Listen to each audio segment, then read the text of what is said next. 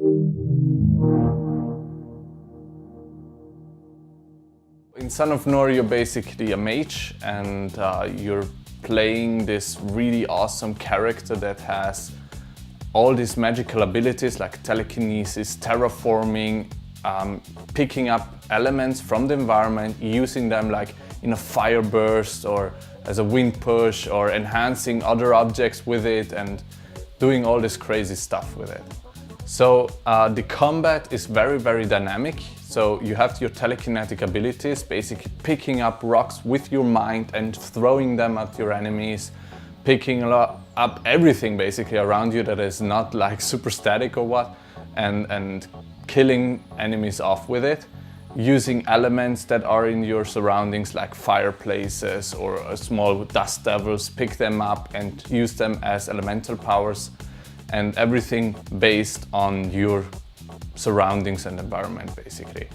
And in terms of puzzles, it's also very physics-based. You can use your telekinetic abilities to manipulate levers or have pressure plates trigger or have like huge scales that you need to somehow balance with your abilities, or also very physics-based interactions between elements. Like when you use fire on sand, you create glass.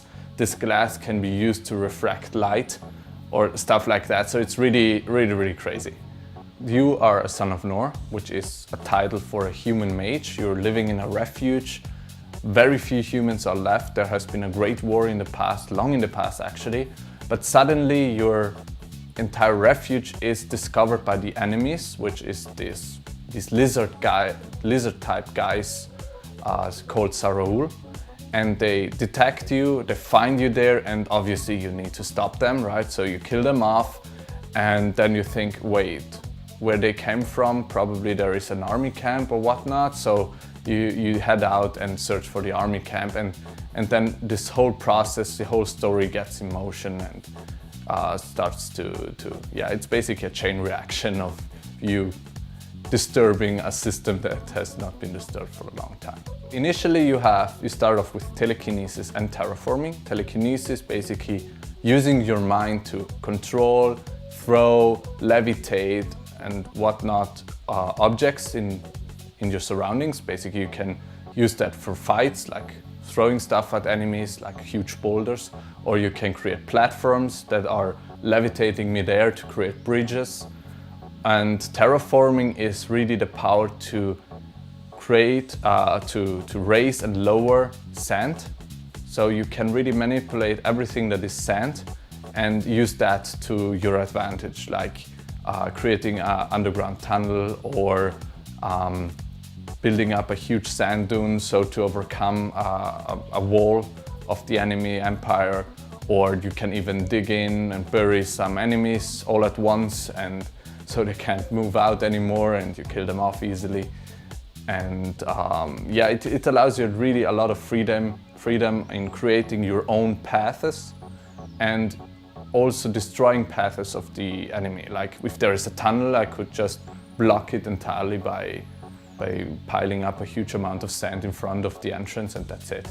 Later on, you then discover these underground temples, very mysterious, very unknown basically.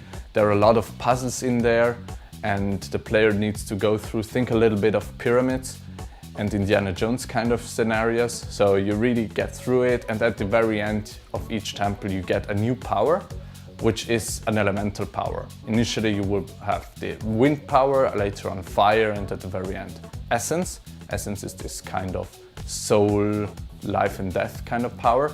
And these powers can be used to be combined with telekinesis or create spells on their own.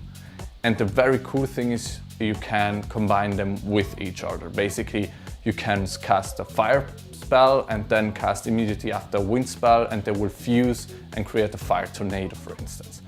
And what also is very cool is that in multiplayer this works as well. So basically one guy comes here, shoots in a fire spell, and the other one from the other side comes here and throws in a wind spell, and they fuse together and create even more.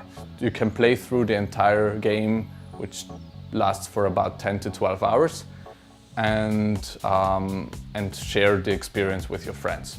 In addition to that, we also offer a small PvP mode on 3 additional levels.